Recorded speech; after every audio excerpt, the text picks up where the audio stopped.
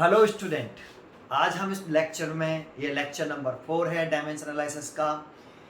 और इस लेक्चर में आज हम पढ़ने वाले हैं principal of homogeneity of a dimension in N equations. इसको पढ़ाएंगे, समझाएंगे और इसके ऊपर बहुत सारे न्यूमेरिकल करेंगे।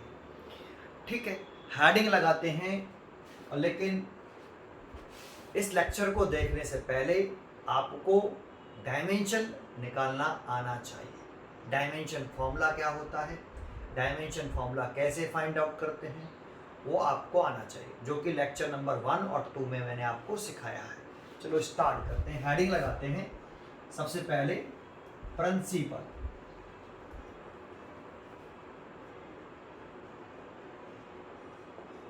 Principal of homogeneity, principle of homogeneity, principle of homogeneity of dimension in an equation। ठीक है, ये हमने हेडिंग लगा ली। Principle of homogeneity of dimension in an equation. देखो उसमें 2 पॉइंट होते हैं। पहला पॉइंट, पहले इसको समझिए फिर दूसरा पॉइंट समझाएंगे। प्रिंसिपल ऑफ होमोजेनिटी में आपको इसे 2 पार्ट में मैं ब्रेक कर रहा हूँ। पहला पॉइंट है ए, फर्स्ट है ना, फिर सेकंड बी पॉइंट बताऊंगा, that means principle of homogeneity समझाऊंगा।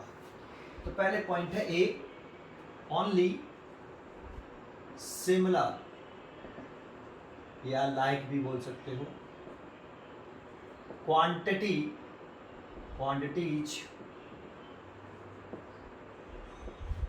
can be added or subtracted from each other। ये सिंपल लाइन है, सब जानते हैं इस लाइन को। ओनली सिमिलर या like quantities can be added की बात कर रहे हैं, मल्टीप्लाइड की बात नहीं कर रहे, डिवीजन की बात नहीं कर रहे, एडेड और सब्ट्रैक्टेड की बात कर रहे हैं। एडेड और सब्ट्रैक्टेड फ्रॉम ईच अदर। जैसे एग्जाम्पल, एक एग्जाम्पल से इसका मतलब समझाता हूं। एग्जाम्पल जैसे हम लेंथ में ऐड कर सकते हैं लेंथ। इसको ऐसे एग्जाम्पल देके समझाएं। अगर हम 4 मीटर में 2 मीटर ऐड करना चाहें तो हम ऐड कर सकते हैं। 4 मीटर में 2 मीटर ऐड करना चाहें तो 6 मीटर। अब ये क्या है, पहला एग्जांपल है, ये क्या है, तो डिस्टेंस हो सकती है, लेंथ हो सकती है, ब्रेथ हो सकती है। तो मान लो इसे मैं लेंथ मान रहा हूं, तो लेंथ, इसको लेंथ प्लस ये भी लेंथ है, तो लेंथ प्लस लेंथ, तो इस लेंथ का मैग्नीट्यूड है 4 मीटर और इस लेंथ का मैग्नीट्यूड है 2 मीटर। इन दोनों लेंथों को अगर हम ऐड करें तो एक न्यू लेंथ आ जाएगी 6 मीटर। एक न्यू लेंथ आ जाएगी तो एक नई लेंथ आ गई। चेंज हो गया उसका मैग्नीट्यूड। इस लेंथ का मैग्नीट्यूड था 4 मीटर, इस लेंथ का मैग्नीट्यूड था 2 मीटर। इन दोनों को ऐड किया इक्वल टू एक न्यू लेंथ आई, इस लेंथ का मैग्नीट्यूड है 6 मीटर, है ना। तो केवल हम सिमिलर क्वांटिटियों को ही ऐड कर सकते हैं। लेंथ में लेंथ ऐड कर सकते हैं, लेंथ में लेंथ ऐड करने से ऑब्टेन होने वाली क्वांटिटी एक न्यू लेंथ होगी। मास में मास को ऐड किया जा सकता है, वेलोसिटी में वेलोसिटी को ऐड कर सकते हैं, फोर्स में फोर्स ऐड कर सकते हैं, प्रेशर में प्रेशर को ऐड किया जा सकता है। दैट मीन्स ऐसे सब्ट्रैक्ट करने की बात करें तो अगर हम सब्ट्रैक्ट करने वाली बात करें तो 4 मीटर में से हम 2 मीटर सब्ट्रैक्ट करें तो बताओ कितना आएगा, तो 2 मीटर। तो अगर हम एक लेंथ में से एक लेंथ सब्ट्रैक्ट करते हैं, एक लेंथ में से एक लेंथ सब्ट्रैक्ट करें तो ऑब्टेन होने वाली एक न्यू लेंथ आती है, तो एक नई लेंथ आती है। जैसे अगर हम इसे 1 मीटर कह लेते तो ये 3 मीटर आ जाता। इस लेंथ का मैग्नीट्यूड 4 मीटर था, इस लेंथ का मैग्नीट्यूड 1 मीटर, सब्ट्रैक्ट किया तो एक नई लेंथ आई जिसका मैग्नीट्यूड 3 मीटर। तो ओनली सिमिलर या like quantities can be added और सब्ट्रैक्टेड फ्रॉम ईच अदर। लेकिन मल्टीप्लाइड और डिवीजन की बात करो तो आप जैसे स्पीड की जब आप फॉर्मूला पढ़ते हो तो उसमें आप डिस्टेंस का डिवाइड करते हो टाइम में, है ना? तो टाइम का डिस्टेंस में डिवाइड हो रहा है, तो देखो ये दो डिफरेंट क्वांटिटी का डिवाइड हो रहा है। ऐसी मल्टीप्लिकेशन की बात करें तो force is equal to mass into acceleration, तो मास और एक्सेलरेशन दो डिफरेंट क्वांटिटीज हैं, उनका मल्टीप्लिकेशन भी हो रहा है। बट मल्टीप्लिकेशन और डिवीजन की हम बात नहीं कर रहे, हम बात कर रहे हैं ओनली सिमिलर और लाइक क्वांटिटीज की, कैन बी एडेड और सब्ट्रैक्टेड फ्रॉम ईच अदर। ठीक है, तो एक पॉइंट तो ये समझ में आया। क्या आप एक बात बताओ मेरे को कि जैसे ये पॉइंट दे दिया, क्या आप लेंथ में वेलोसिटी ऐड कर सकते हो? जैसे मैं कहूं कि 4 मीटर प्लस 2 मीटर पर सेकेंड, है ना? लेंथ की यूनिट 4 मीटर, वेलोसिटी का यूनिट मीटर पर सेकेंड। अब 4 मीटर में 2 मीटर पर सेकेंड ऐड करें तो बताओ कितना होगा, ऐड करके क्या आएगा और कौन सी फिजिकल क्वांटिटी आएगी? अगर हम 4 मीटर में 2 मीटर पर सेकेंड ऐड करना चाहें, मतलब लेंथ, मान लो एक बॉडी इतनी डिस्टेंस कवर करती है, कोई बॉडी या कोई ऑब्जेक्ट 4 मीटर डिस्टेंस कवर करती है, कितनी वेलोसिटी से कवर करती है? 2 मीटर पर सेकेंड से। तो क्या इस डिस्टेंस को और इस वेलोसिटी को हम ऐड करके एक नई क्वांटिटी बना सकते हैं या इनको ऐड किया जा सकता है? तो 4 और 2 अगर हम ऐड भी कर दें 6 न्यूमेरिकल वैल्यू, तो अब मीटर लिखें या मीटर पर सेकेंड, क्या लिखें? तो हम डिसाइड ही नहीं कर सकते, दैट मीन्स हम इसे ऐड नहीं कर सकते। तो डिफरेंट क्वांटिटीज होती हैं, उनको ऐड और सब्ट्रैक्ट नहीं किया जा सकता फ्रॉम ईच अदर। ये वेरी वेरी मोस्ट इंपॉर्टेंट है। तो जब भी अगर आपको दो क्वांटिटी ऐड करती हुई दिखाई दें तो आप समझिए कि वो दो सिमिलर क्वांटिटियां हैं। फॉर एग्जाम्पल, जैसे आपसे कहता है कि लेंथ प्लस ए, अब हमें इस ए का नेम क्वेश्चन में गिवन नहीं है ना? ये दोनों उसने ऐड कर दी, ये गिवन है कि ये ऐड करके दे रखा है। अब ए का नेम आपको गिवन नहीं है और ये कह रहा है ये लेंथ है, तो व्हाट द नेम ऑफ ए? तो देखो ये ऐड कर रहा है, और ऐड केवल कौन सी दो क्वांटिटियों को कर सकते हैं? ओनली लाइक या सिमिलर क्वांटिटियों को ही ऐड और सब्ट्रैक्ट किया जा सकता है।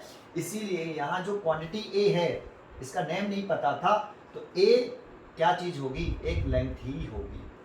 ए किसको रिप्रेजेंट कर रही होगी? एक लेंथ, क्योंकि अगर ए को लेंथ कंसिडर करेंगे तभी लेंथ में हम लेंथ ऐड कर सकते हैं। तो हम यहाँ ए को कौन सी क्वांटिटी कंसिडर कर लेंगे? लेंथ। तो ए इज ए लेंथ है। ठीक है, तो कभी भी अगर दो क्वांटिटी ऐड हो रही हो, एक का नेम नहीं मालूम हो और एक क्वांटिटी का नेम मालूम हो, जैसे ये लेंथ है, तो यहाँ ये लेंथ है तो ए भी 100% लेंथ होगी। इतना है। जैसे अब मैं दूसरा एग्जांपल और देता हूं, P plus A Y V square, है ना? अब यहाँ पर P को बता रहा है कि ये P प्रेशर है, प्रेशर। फिर पूछ रहा है आपसे कि ए वाई वी स्क्वेयर किसको रिप्रेजेंट करेगा? इसका नेम आप क्या कहोगे? ये कौन सी क्वांटिटी को रिप्रेजेंट करेगा? तो मैं कहूँगा कि प्रेशर में केवल प्रेशर ही ऐड किया जा सकता है, और ये हमें क्वेश्चन में गिवन है। तो प्रेशर में केवल हम प्रेशर ही ऐड कर सकते हैं, तो इसीलिए इस क्वांटिटियों को, इस वाली पूरी क्वांटिटी को, कि देखो प्रेशर में ये P प्रेशर है और इसमें ऐड कर रहा है ये पूरी क्वांटिटी को, तो ए बाई वी स्क्वेयर जो है ये पूरा, ये एक प्रेशर को ही रिप्रेजेंट करेगा, ये एक प्रेशर को ही रिप्रेजेंट करेगा, है ना? तो अगर ये P प्रेशर है तो ए बाई वी स्क्वेयर को भी हम प्रेशर ही कहेंगे, तभी इन दोनों को ऐड किया जा सकता है।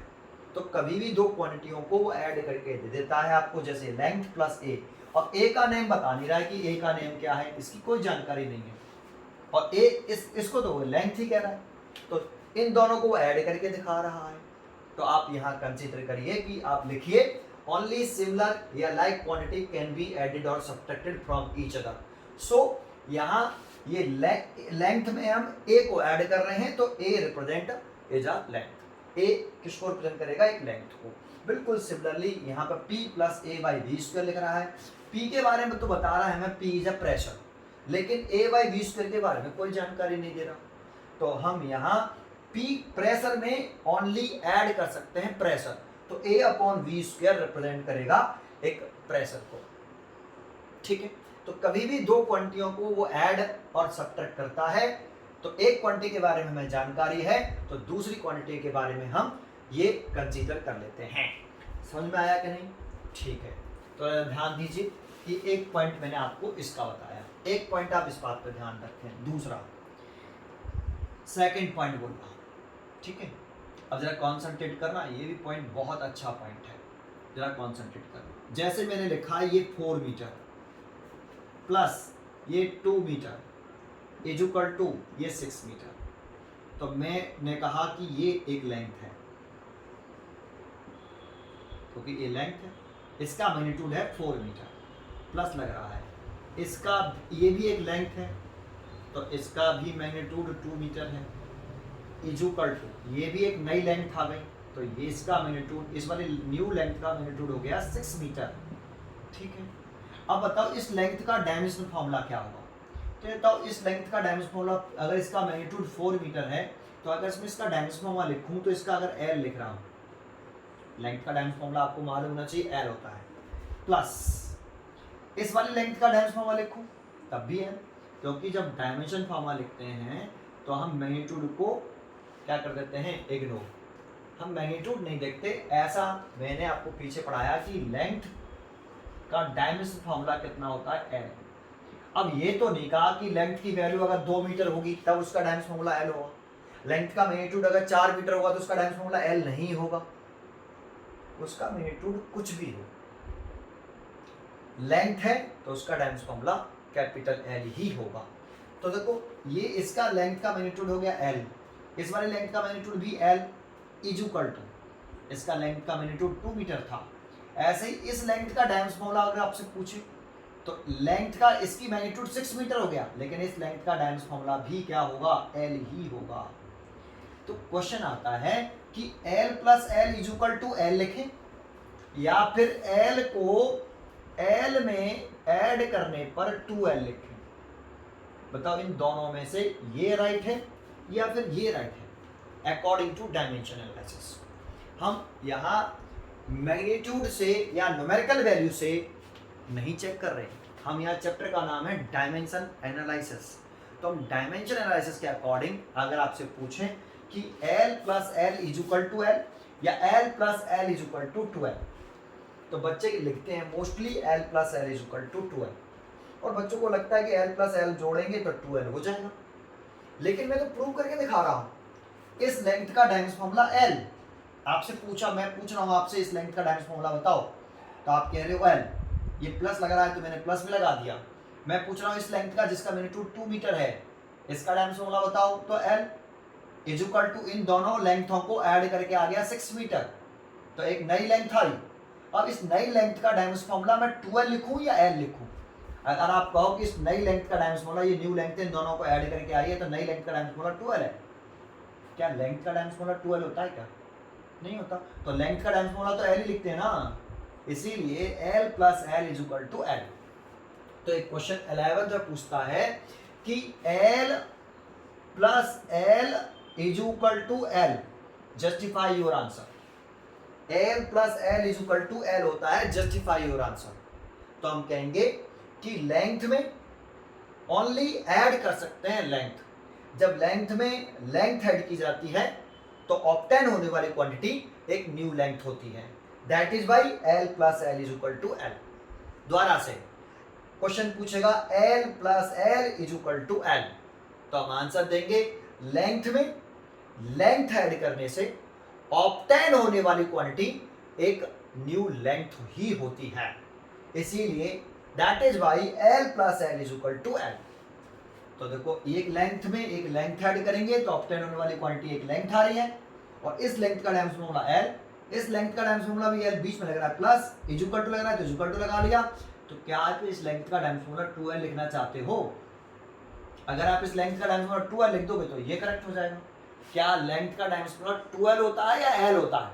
तो लेंथ ये, चाहे इसकी वैल्यू 6 मीटर हो, चाहे 2 मीटर हो, चाहे 4 मीटर हो, हम यहाँ मैग्नीट्यूड को इग्नोर कर रहे हैं, हम उसके केवल डायमेंशन फॉर्मूले के बारे में बात कर रहे हैं। तो इस नई लेंथ का डायमेंशन फॉर्मूला भी एल आएगा। इसीलिए ये हमेशा रॉन्ग होता है, ये रॉन्ग है। अगर आप ऐसे लिखते हो तो ये रॉन्ग, और ऐसे लिखते हो तो ये करेक्ट। ठीक है। ऐसे ही सिमिलरली अगर आपको एक पॉइंट समझ में आया हो कि मैंने L plus L is equal to L क्यों लिखा, ऐसे ही सिमिलरली अगर हम 4 मीटर में से अगर हम 1 मीटर सब्ट्रैक्ट करें तो ऑब्टेन होने वाली क्वांटिटी 3 मीटर बचेगी। अब इसकी ये क्या है, इसको हम एक लेंथ कहेंगे, है ना, माइनस साइन लग रहा है, ये भी क्या है, एक लेंथ है। तो लेंथ में से लेंथ सब्ट्रैक्ट करी तो ऑब्टेन होने वाली रिमेनिंग क्वांटिटीज कितनी क्या होगी, वो भी एक लेंथ होगी। लेंथ में से लेंथ सब्ट्रैक्ट करते हैं तो ऑब्टेन होने वाली क्वांटिटी एक न्यू लेंथ होती है। अगर ऐसा है तो इसका डायमेंशन फॉर्मूला क्या होगा, तो इसका कैपिटल है माइनस इस लेंथ का कैपिटल है। अब देखो इसका मैग्नीट्यूड 4 मीटर था, तब भी लेंथ तो है, और लेंथ है तो उसका डायमेंशन फॉर्मूला एल होता है। इसका भी एल हो गया, इज इक्वल टू इस न्यू लेंथ का डायमेंशन फॉर्मूला एल या 0 तो एल। इसीलिए एक पॉइंट पूछता है, एक पॉइंट ये हो गया, दूसरा पॉइंट ये है ना। पहला पॉइंट है कि करेक्ट है, एल में से अगर हम एल सब्ट्रैक्ट करें तो हम 0 लिखें, या ये करेक्ट है, या फिर आपका ये करेक्ट है कि एल में से हम एल सब्ट्रैक्ट करें तो ऑब्टेन लेंथ ही होगी। अब इन दोनों में से कौन सा करेक्ट है, तो ये रॉन्ग है और ये करेक्ट है। क्वेश्चन पूछेगा L minus L is equal to L, justify your answer. तो हम लिखेंगे जब लेंथ में से हम लेंथ सब्ट्रैक्ट करते हैं तो ऑब्टेन होने वाली क्वांटिटी एक न्यू लेंथ होती है। That is why L minus L is equal to L.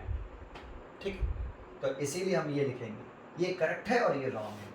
तो आप कभी भी ध्यान रखिए, जब आपको L प्लस एल कहे तो 2L नहीं होगा, वो रॉन्ग होगा। L plus L is equal to L, ये करेक्ट है, ये रॉन्ग है, ऐसे नहीं लिखेंगे, ये लिखेंगे L plus L is equal to L, और ये रॉन्ग होगा। L माइनस एल आएगा तो 0 नहीं लिखेंगे, L माइनस एल करेंगे तो L ही लिखेंगे। ऐसा नहीं कि ये केवल लेंथ पर वैलिड है। आप मास में मास ऐड करोगे तो ऑब्टेन होने वाली क्वांटिटी कौन सी होगी, अगेन न्यू एक मास होगी। तो ये चीज़ आप इसमें भी लिख सकते हो, मास में, वेलोसिटी में, किसी में भी। जैसे आपसे पूछा LT माइनस 1 में से अगर हम LT माइनस 1 ऐड करें तो ऑब्टेन होने वाली क्वांटिटी कितनी होगी, मतलब क्या डायमेंशन होगा दोनों को ऐड करके। तो मोस्टली बच्चे 2LT माइनस 1 लिख देते हैं, जो कि रॉन्ग है।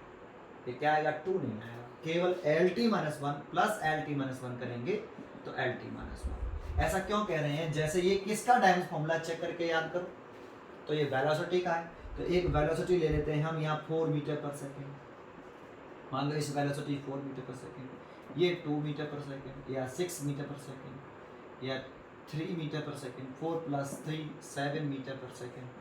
तो ये एक वेलोसिटी है, एक वेलोसिटी में एक वेलोसिटी ऐड करें तो न्यू एक वेलोसिटी ऑब्टेन होती है। इस वेलोसिटी का dimension formula LT minus 1 plus इस वेलोसिटी का dimension formula LT minus 1 is equal to इस वेलोसिटी का डायमेंशन फॉर्मूला LT माइनस 1। इसका मैग्नीट्यूड 4 मीटर पर सेकेंड है, ये भी एक वेलोसिटी है, तो इसका डायमेंशन फॉर्मूला LT माइनस 1 ही होगा। अब इन दोनों को ऐड किया तो एक नई वेलोसिटी आई। तो एक बार तो वेलोसिटी का डायमेंशन फॉर्मूला कब से होने लगा, 2LT माइनस 1। वेलोसिटी का डायमेंशन फॉर्मूला तो LT माइनस 1 ही होता है, 2LT माइनस 1 थोड़ी होता है। हम डायमेंशन फॉर्मूला कंसीडर कर रहे हैं, हम न्यूमेरिकल वैल्यू को कंसीडर नहीं कर रहे बेटा। हम न्यूमेरिकल वैल्यू को या मैग्नीट्यूड को कंसीडर नहीं कर रहे, उसे इग्नोर करके चलेंगे। हम डायमेंशनली ऐड कर रहे हैं इनको। तो LT minus 1 plus LT minus 1, तो इस वेलोसिटी का डायमेंशन फॉर्मूला 2LT माइनस 1 थोड़ी होगा। अरे मैंने आपको वेलोसिटी का डायमेंशन फॉर्मूला क्या बताया, मैंने आपको कहा कि वेलोसिटी का डायमेंशन फॉर्मूला 2LT माइनस 1 होता है।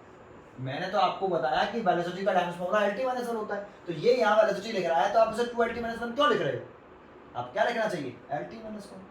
सो LT minus 1 plus LT minus 1 is equal to LT minus 1। समझ में आया, 2LT माइनस 1 नहीं। तो ये सभी क्वांटिटियों पर वैलिड होता है। समझ में आया, डबल नहीं करते, समझ में आ गया होगा। चलिए ठीक है, आगे देखते हैं। ऐसे सब्ट्रैक्ट की बात करी, 0 नहीं लिखेंगे, लेंथ में से लेंथ घटाएंगे तो एक नई लेंथ आ जाएगी, मास में से मास घटाएंगे तो एक नया मास आ जाएगा, वेलोसिटी में से वेलोसिटी सब्ट्रैक्ट करेंगे तो एक नई वेलोसिटी ऑफ टाइम होगी। तो वेलोसिटी में से वेलोसिटी सब्ट्रैक्ट करने पर लेफ्ट क्या होता है, बचता क्या है, नई velocity. So L T minus one minus L T minus one is equal to L T minus one, zero नहीं। ठीक है, ये आपको इसमें बस केवल 2 पॉइंट अगर आपने नोटिस किए, मैंने केवल इसमें 2 पॉइंट बताए। एक पॉइंट बताया कि अगर आपको कोई भी 2 क्वांटिटी लिख देता है, कि जैसे ये लिख दिया कि ये वेलोसिटी है, मान लो सिंबल बना देता हूँ v प्लस मैंने यहां बना दिया ए टी ऐसे, ये अब इसका नाम तो उसने वेलोसिटी बता दिया, इसका नाम उसने बताया नहीं आपको कि इसका नेम क्या है ना। तो आप यहां क्या कर सकते हो, ओनली सिमिलर या लाइक क्वांटिटी, मैं आपको 2 पॉइंट बता रहा हूं जो अभी तक मैंने समझाया, एक बार और रिपीट कर देता हूं, केवल 2 पॉइंट फोकस करिए, वेलोसिटी प्लस ए टी। अब इसका नेम तो उसने वेलोसिटी बता दिया, ए टी का नेम बताया ही नहीं, ए क्या है पता नहीं, टी क्या है पता नहीं, लेकिन वी इज वेलोसिटी, आपको गिवन ही नहीं है ए और टी का नेम। आप सोच रहे हो कि ए और टी का नेम नहीं का गिवन, तो इसका इसकी वैल्यू ये इसको क्या कंसीडर करें, इसका नेम क्या कंसीडर करें। तो ओनली आप लिखोगे यहाँ ओनली लाइक या similar quantities can be added और सब्ट्रैक्टेड ये फ्रॉम ईच अदर, ये लाइन लिख के, तो अगर ये वेलोसिटी है तो ये भी एक वेलोसिटी को रिप्रेजेंट करेगा। सो अगर v वेलोसिटी है आपका यहाँ, है ना, तो ए टी भी क्या रिप्रेजेंट करेगा, एक वेलोसिटी को रिप्रेजेंट करेगा। अगर ये भी वेलोसिटी है, ये भी वेलोसिटी है, तो बताओ दोनों के डायमेंशन फॉर्मूले सेम होंगे कि नहीं भाई। अगर ये वेलोसिटी है और आपने इसे वेलोसिटी क्यों का मान लिया, क्योंकि इसको इसमें ऐड कर रहा है। तो यही तो बता रहा हूं मैं आपको, कभी भी 2 क्वांटिटियों को ऐड करके दे दे, तो अगर ये क्वांटिटी वेलोसिटी है तो 100% ये वाली क्वांटिटी को आप वेलोसिटी मान लो। समझ में आया, पूरा एक टर्म हो गया ही, पूरा बीच में मल्टीप्लाई लग रहा है तो प्लस लग रहा है, तो ये दोनों ऐड हो रहे हैं, ये और ये ऐड हो रहा है पूरा बेटा। तो v अगर वेलोसिटी है, वेलोसिटी को रिप्रेजेंट कर रहा है, तो यहाँ ये एक वेलोसिटी होनी चाहिए, तभी इसको ये वेलोसिटी हो गया। अगर ये भी वेलोसिटी होगा तभी इन दोनों को ऐड किया जा सकता है, ये भी वेलोसिटी होगा तभी इन दोनों को ऐड किया जा सकता है। ठीक है, ये सिंपल कंसेप्ट। अगर ऐसा है तो ये भी वेलोसिटी है और ये भी वेलोसिटी है, तो बेटा इसका डायमेंशन फॉर्मूला, इसका डायमेंशन फॉर्मूला, देखो ये वेलोसिटी, इसका dimension formula L T minus one, इसका भी dimension formula L T minus one. Then dimension formula of v is equal to dimensional formula of A T का डायमेंशन फॉर्मूला और v का dimension formula same होगा। Sir क्यों भाई, v velocity और A T भी क्या वेलोसिटी। अब इस वेलोसिटी का तुम डायमेंशन फॉर्मूला लिखोगे तो एल टी माइनस वन, और इसका डायमेंशन फॉर्मूला लिखोगे तो एल टी माइनस वन। तो भैया ये दोनों वेलोसिटी हैं, ये भी वेलोसिटी है और ये वेलोसिटी है, तो इनके डायमेंशन फॉर्मूले बराबर नहीं होंगे। तो dimension formula of v is equal to dimension formula of A T. पहला पॉइंट तो बेटा ये है इसमें। और दूसरा पॉइंट आपको इसमें इसी लाइन में सीखना है कि अगर हम लेंथ ऐड कर देंगे तो एक नई लेंथ आती है, न्यू लेंथ लिख सकते हो आप, लिखना हो तो न्यू लेंथ। अगर हम 1 लेंथ में अंडर लेंथ ऐड करें तो एक नई लेंथ आती है, जैसे 4 मीटर में अगर हम 2 मीटर ऐड करें तो ये 6 मीटर आ गया। अब इसका मतलब ये नहीं है कि इस लेंथ का तुम डायमेंशन फॉर्मूला लिखोगे तो एल ही लिखोगे। भाई कोई सा भी लेंथ हो जिसकी यूनिट मीटर हो, उसका मैग्नीट्यूड कुछ भी हो, उसका डायमेंशन फॉर्मूला तो एल ही होता है। तो हम डायमेंशन के चैप्टर पढ़ रहे हैं तो हमें डायमेंशन फॉर्मूले पे ऐड करना चाहिए। प्लस लग रहा है तो प्लस लगा लिया। इस लेंथ का डायमेंशन फॉर्मूला हमें क्या लिखना चाहिए, एल। इसका मैग्नीट्यूड 2 मीटर है। अब ये इक्वल टू लग रहा है तो इक्वल टू लगा लिया। अब ये नई लेंथ है उसकी मैग्नीट्यूड 6 मीटर हो गई। तो आपको क्या लगता है इस नई लेंथ का डायमेंशन फॉर्मूला हमें क्या लिखना चाहिए, 2l या l। तो ऑब्वियसली l यार, कोई भी लेंथ हो तो उसका डायमेंशन फॉर्मूला l ही होता है। तो l plus l equal to l आया। मैं लिख रहा हूं न्यू लेंथ का डायमेंशन फॉर्मूला l। बच्चे सोचते हैं l plus l equal to 2l होना चाहिए। तो मैं आपसे बस इतना पूछना चाहता हूं, इस लेंथ का डायमेंशन फॉर्मूला l लिखा, इक्वल टू प्लस लग रहा है तो प्लस लिख लीजिए, ये लेंथ लग रहा है तो इसका डायमेंशन फॉर्मूला l लिख लीजिए, इक्वल टू लग रहा है तो इक्वल टू लिख लो। अब इस लेंथ का डायमेंशन फॉर्मूला आप 2l लिखोगे क्या, तो नहीं, तो फिर कितना होगा लिखोगे एल, तो एल लिखोगे तो एल लिखो ना, तो इसीलिए L plus L is equal to L होगा। ये बात समझ में आई आपको? ये दूसरा पॉइंट। तो इस लाइन से हम केवल ये 2 पॉइंट सीखते हैं। मैंने कोशिश करी पूरी ताकत के साथ इस लाइन को समझाने का। इसी लाइन से बनती है हमारा प्रिंसिपल। इस लाइन से हम किसी इक्वेशन में हम प्रिंसिपल बना सकते हैं, किसका? होमोजेनिटी का। इसी लाइन से बनता है वो प्रिंसिपल। अब वो प्रिंसिपल क्या है, उस लाइन की तरफ चलते हैं। अब समझते हैं प्रिंसिपल ऑफ होमोजेनिटी को, है ना। जो अभी लाइन समझाई थी ना उसी से ही बनी है। कैसे? पहले लिखते हैं इसको कि प्रिंसिपल ऑफ होमोजेनिटी होती क्या है, डेफिनेशन देते हैं पहले, उसी फिर समझाएंगे, ठीक है। पहले लिखें the dimension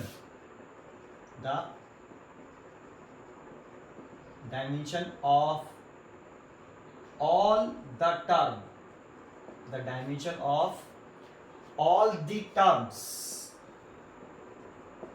dimension of all the terms on both side of a physical equation. Quantity में लिखना है, चलो इक्वेशन लिख देता हूँ, ऑफ अ इक्वेशन, है ना, ये इंपॉर्टेंट है।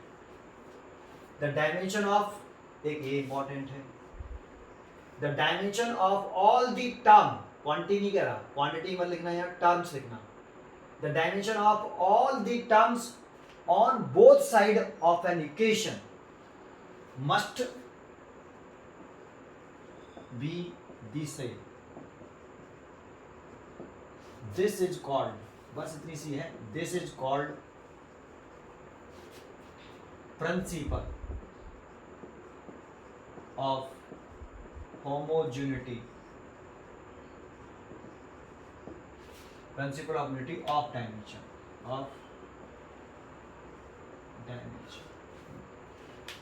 the dimension की बात कर रहे हैं, dimension all the terms on both side of an equation।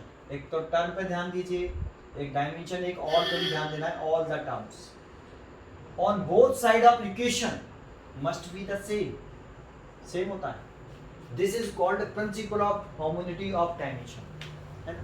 अब इसका रीजन क्या है कि ये ऑल टर्म के किसी भी, कोई इक्वेशन है, कोई भी इक्वेशन दे रखे आपको, उस इक्वेशन के बोथ साइड में जितने भी टर्म्स हैं उन सब के डायमेंशन फॉर्मूला सेम होते हैं, डायमेंशन सेम होती है, डायमेंशन फॉर्मूला सेम होता है, ऐसे भी कह सकते हो।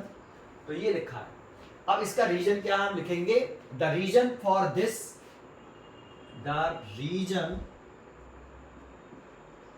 For this is that only similar, देखो लाइन आ गई हुई, क्वांटिटीज कैन बी इक्वेटेड। लेकिन ये कैन बी हम इक्वेटेड करते हैं सिमिलर क्वांटिटी को, वो मैग्नीट्यूडली हम इक्वेट नहीं करते, हम डायमेंशनल इक्वेटेड करते हैं। तो डायमेंशनल ये ब्रैकेट में लिख देना। जैसे अभी हम इक्वेट कर रहे थे कि ये लेंथ है, इसमें हम लेंथ ऐड कर रहे हैं, तो इनको हम इक्वेट कर सकते हैं कैसे, इसका मैग्नीट्यूड मान लो 4 मीटर और इसका मैग्नीट्यूड 2 मीटर, तो क्या ये मैग्नीट्यूड में इक्वल है? नहीं, तो हम इनको मैग्नीट्यूडली इक्वल नहीं कर रहे। लेकिन 100% इसका डायमेंशन फॉर्मूला अगर एल है तो इसका भी डायमेंशन फॉर्मूला एल है, तो इसका और इसका डायमेंशन फॉर्मूला दोनों का अगर सेम है तो हम इन दोनों क्वांटिटियों को जो ऐड हो रही हैं, सिमिलरली ऐड हो रही हैं, है ना, only similar quantity can be equated. तो जो क्वांटिटी आपकी ऐड हो रही हैं या सब्ट्रैक्ट हो रही हैं उनको हम इक्वेट कर सकते हैं, कैसे? डायमेंशनली। इनको इस क्वांटिटी को इस क्वांटिटी को हम डायमेंशनली इक्वल कर सकते हैं, लेकिन मैग्नीट्यूडली इक्वल नहीं कर सकते।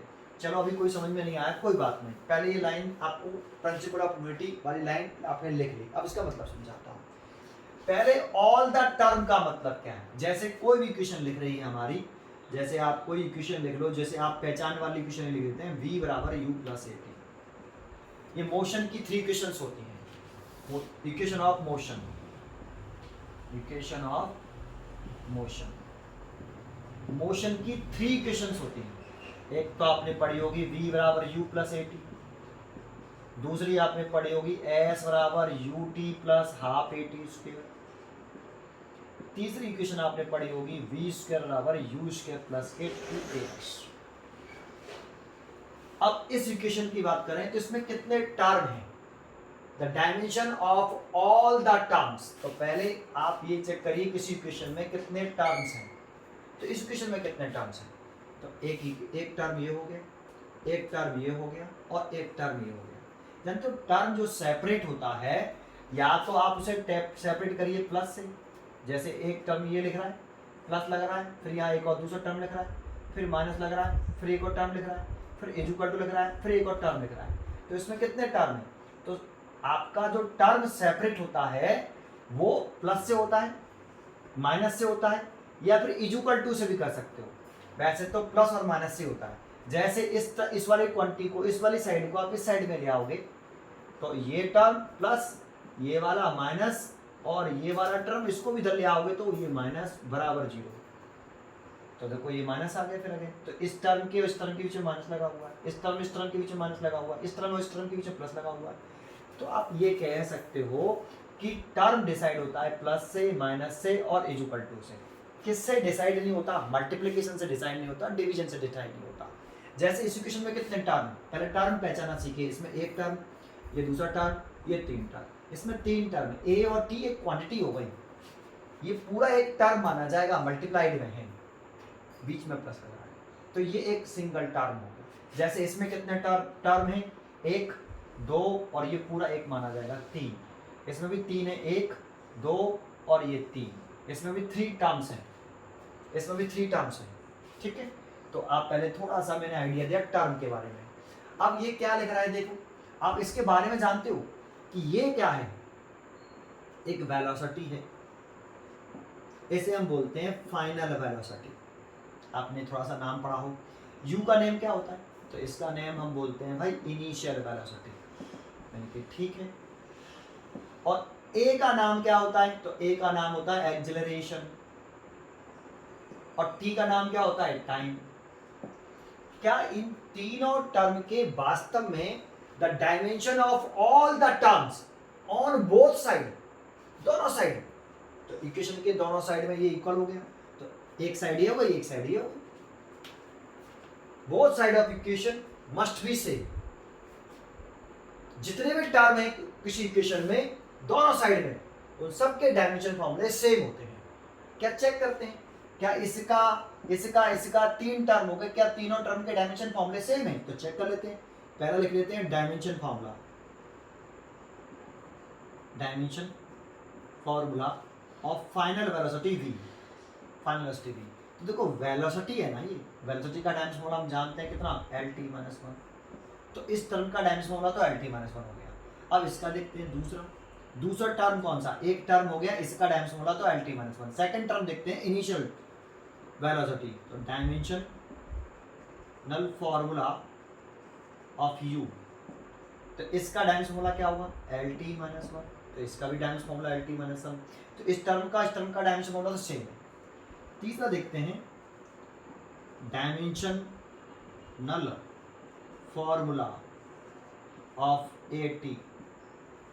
अब इसका at का डायमेंशन फॉर्मूला निकाले तो a का नाम क्या है, एक्सेलरेशन। अब एक्सेलरेशन का डायमेंशन फॉर्मूला आपको याद होना चाहिए, lt-2, कंट्रोल होना चाहिए बेटा आपको जो पीछे पढ़ाया है। तो a का तो हो गया lt-2,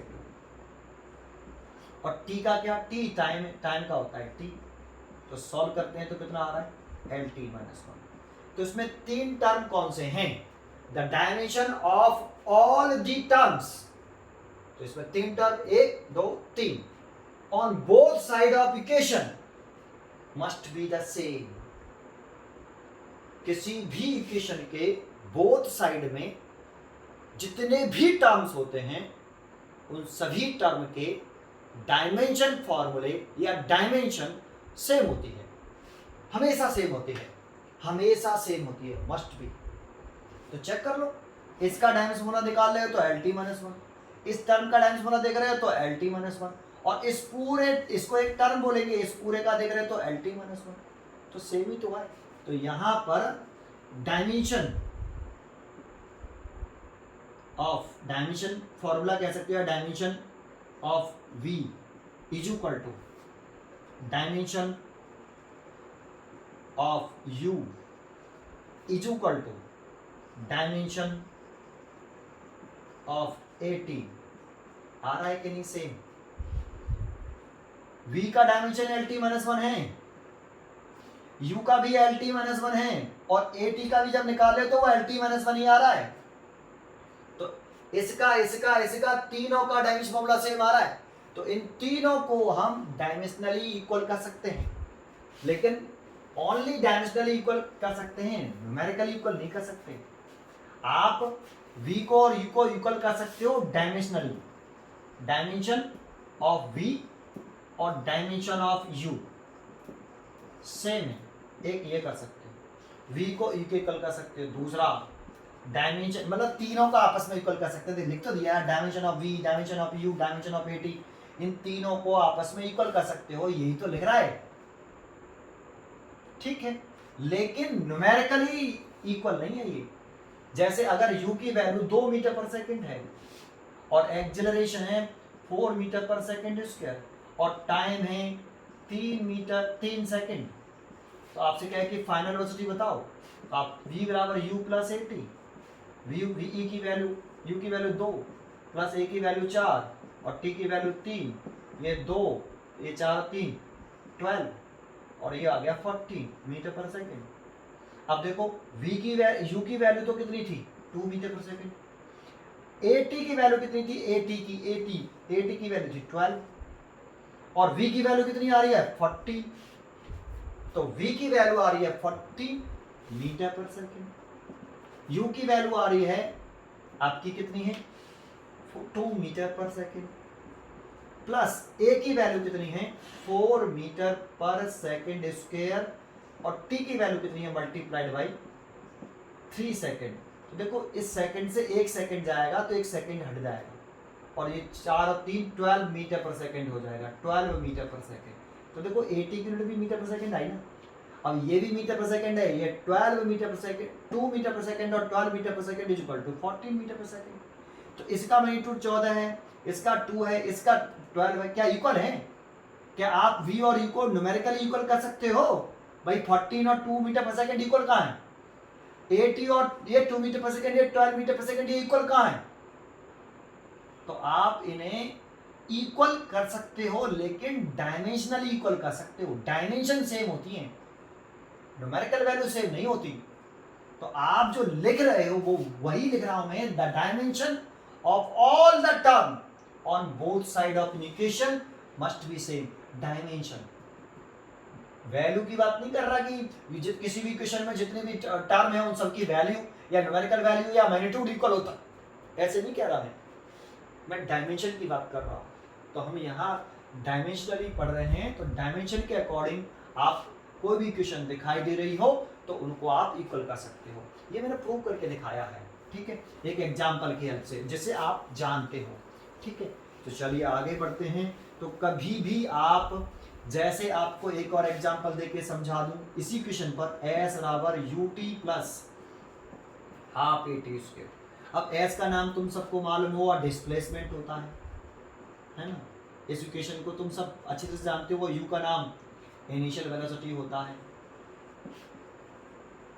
और यहाँ पे T का नाम टाइम है, A का नाम एक्सेलरेशन और T का नाम टाइम।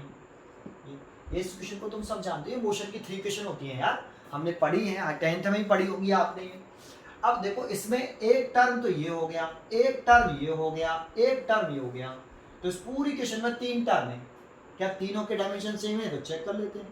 तो नंबर 1 पहला टर्म लिख लेते हैं, dimension of S, dimension of S। तो S का डायमेंशन फॉर्मूला L, क्योंकि डिस्प्लेसमेंट का होता है L। UT का निकाल लें, तो डायमेंशन ऑफ UT। अब U क्या है यहाँ पे? इनिशियल वेलोसिटी, तो इनिशियल वेलोसिटी का तो होता है LT-1 और टाइम का होता है T। तो ये सॉल्व करने पर आया फिर अगेन एल। तो देखो एस का डायमेंशन फॉर्मूला एल है और इस यूटी पूरे का, ये एक टर्म हो गया, पूरा यूटी एक टर्म मानेंगे, यूटी का भी डायमेंशन फॉर्मूला एल ही आ रहा है। और ऐसे तीसरा टर्म है आपका, तीसरा टर्म कौन सा है, dimension of half A T square. जैसा कि मैंने लेक्चर नंबर 2 में समझाया हुआ या पहले लेक्चर में समझाया हुआ, ये एक नंबर है, नंबर जो होता है वो डायमेंशन लेस होता है। तो इसकी जगह पर आप चाहो तो m0 l0 t0 लिख सकते हो, और इसकी वैल्यू कितनी होती है 1, तो 1 ही लिख देता हूँ, सीधा 1 लिख दिया करेंगे। a का डायमेंशन फॉर्मूला lt माइनस के 2 और t का स्क्वायर।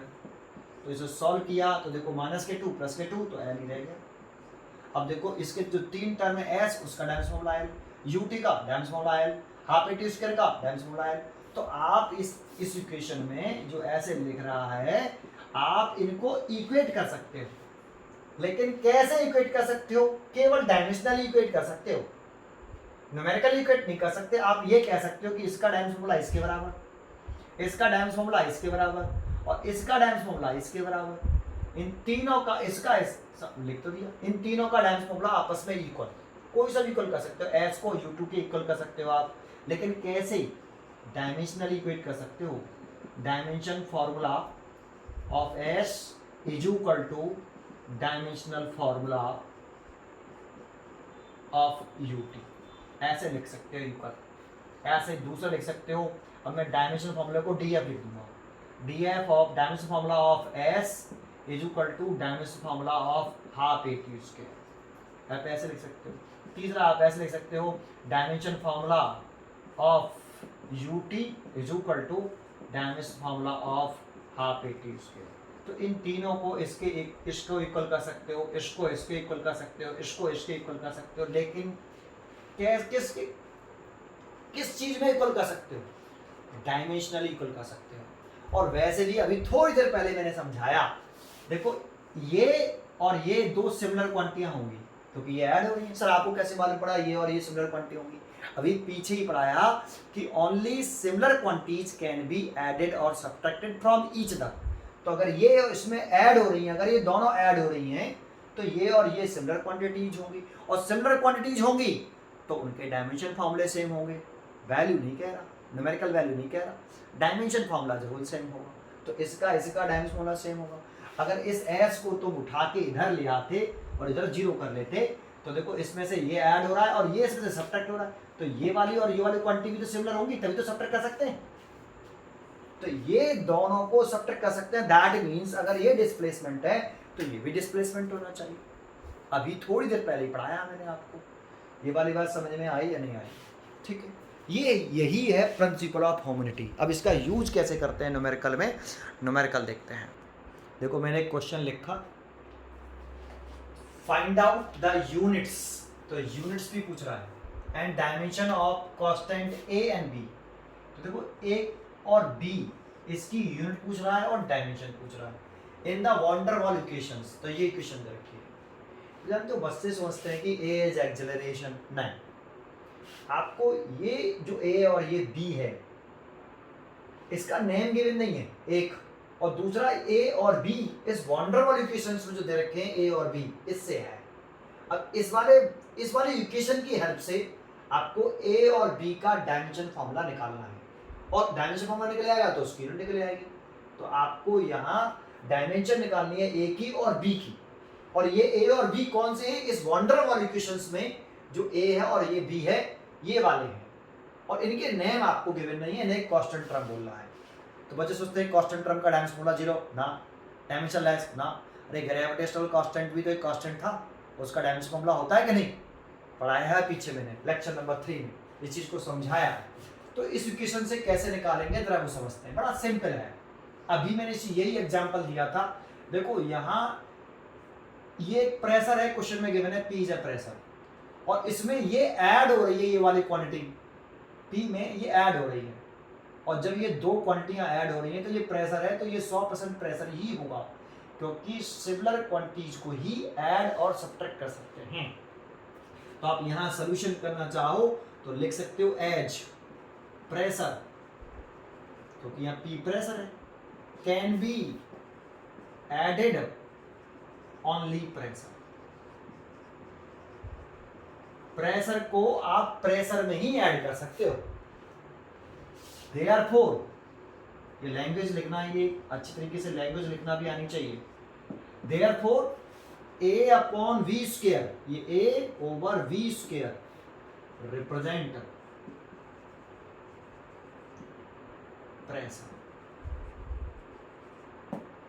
अगर ये प्रेशर है तो ये पूरी क्वांटिटी प्रेशर ही होनी चाहिए, क्योंकि प्रेशर में हम प्रेशर ओनली ऐड कर सकते हैं। जैसा मैंने पीछे सिखाया, only like quantity can be added और सब्ट्रैक्टेड फ्रॉम ईच अदर। तो उसी वाले प्रिंसिपल से किया मैंने। तो अगर ऐसा है, अगर ये प्रेशर है और ये पूरी क्वांटिटी भी प्रेशर है, तो ये भी प्रेशर और ये भी प्रेशर, तो इन दोनों के डायमेंशनल फॉर्मूले इक्वल होंगे। इनकी न्यूमेरिकल वैल्यू इक्वल हो ऐसा मैं नहीं कह रहा, मैं तो कह रहा हूं कि ये अगर प्रेशर है और ये क्वांटिटी भी प्रेशर है। प्रेशर क्यों है? क्योंकि प्रेशर में प्रेशर ही ऐड किया जा सकता है। तो ये और ये इक्वल होंगे डायमेंशनली, क्योंकि ये प्रेशर ये भी प्रेशर, और प्रेशर प्रेशर तो डायमेंशन फॉर्मूले दोनों को सेम। तो यहां दैट इज वाई हम dimension formula of pressure is equal to dimensional formula of A Y V square. अभी बार बार डी एफ बराबर डी एफ कर रहे हैं, उससे बढ़िया आप ऐसे लिख लो P बराबर ए वाई वी स्क्वायर, और ब्रैकेट में लिख दो ये इक्वल हमने किए हैं वो डायमेंशनली इक्वल किए हैं, न्यूमेरिकली नहीं करेंगे। ये लाइन लिख दोगे तो वो समझ जाएगा कि आपने इन दोनों को इक्वेट किया है डायमेंशनली, है ना। अब सही है। अब जरा देखो, ए का डायमेंशन फॉर्मूला निकालना है हमें, ए का, तो ए का डायमेंशन फॉर्मूला निकालना है, तो A is equal to cross multiply P V square. अब P का नाम तो हमें मालूम है प्रेशर, और V का नाम भी मालूम है वॉल्यूम। अब प्रेशर का आपको बेसिक फॉर्मूला याद होना चाहिए, रफ में जाना आज नहीं कि जाके नहीं प्रदीप फंडामेंटल ये किताब पलट, नोट्स पलट। मैंने कह दिया आपको फर्स्ट और सेकंड जो लेक्चर है मैंने उसमें बताया, पहले आप डायमेंशन फॉर्मूला निकालने पर कंट्रोल कर लीजिए। उसके लिए बेसिक फॉर्मूले, जैसे प्रेशर का बेसिक फॉर्मूला, पहला लेक्चर जरूर देखना मेरा। Pressure is equal to formula होता है फोर्स बाय एरिया। सारी चीजें सीखने के बाद, जैसे हमने ये सब सीख लिया कि ये इक्वल कर दिया, ये इक्वल कर दिया, सब चीजें यहीं आके अटक जाएंगी। आपको डायमेंशन फॉर्मूला निकालना नहीं आता तो सब कुछ सीखना बीखना सब बेकार है ना।